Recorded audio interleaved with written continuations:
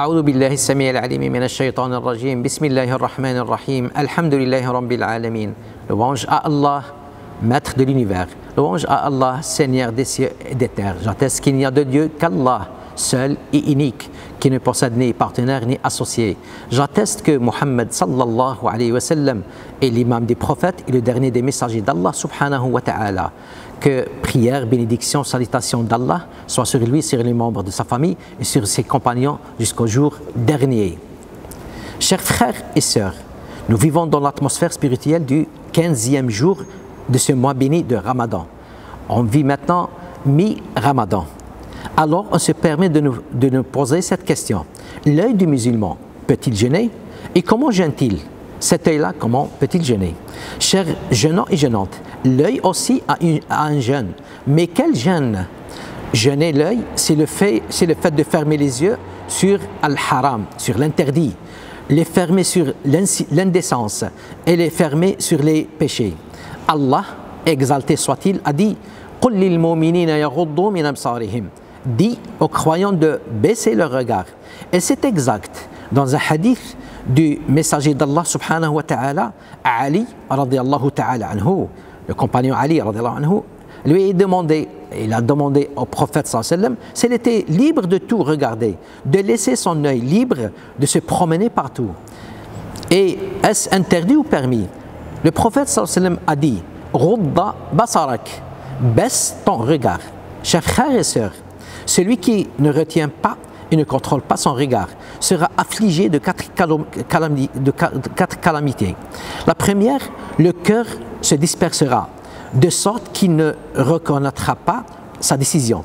La seconde, épuiser et torturer son âme, qui sera noyée dans le chagrin, l'inquiétude et l'agitation. La troisième, perdre le goût de l'obéissance. La quatrième, un grand péché comme récompense, selon ce que l'œil a fait en se détournant. Chers frères et sœurs, l'un des prédécesseurs a dit « J'ai laissé aller mes yeux une fois d'une manière interdite, alors j'ai oublié le noble Coran après 40 ans. » Par conséquent, la récompense de celui qui baisse son regard de ce qui est interdit, sa récompense est qu'Allah lui comble son cœur de la foi, qu'il trouvera sa douceur dans son cœur. L'un des prédécesseurs a dit aussi, celui qui baisse son regard de l'interdit s'anime intérieurement de piété et extérieurement en suivant la sunna, sa perspicacité ne se trompera pas.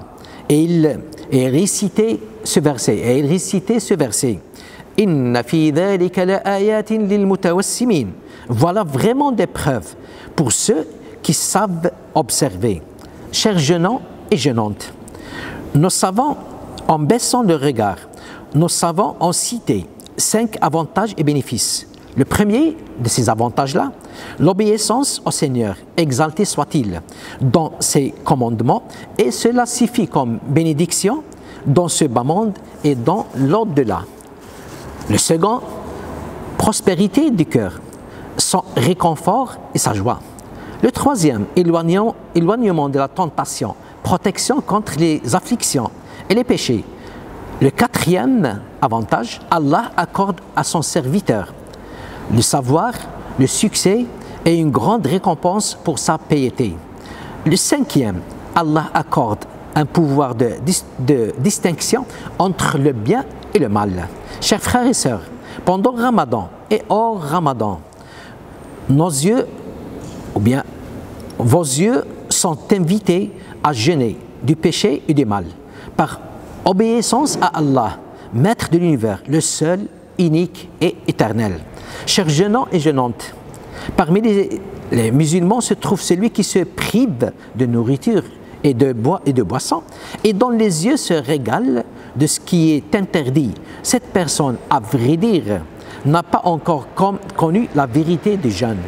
Alors, chers jeûnants et jeûnantes, laissons nos yeux jeûner de l'interdit comme nous jeûnions de manger et de boire, afin que nos cœurs puissent être corrects et que nos âmes puissent être à l'aise. Que la paix soit sur celui dont les yeux jeûnent pour plaire à son Seigneur. Sallallahu wa sallam ala nabiyyina Muhammad wa ala alihi wa sahbihi wa sallam.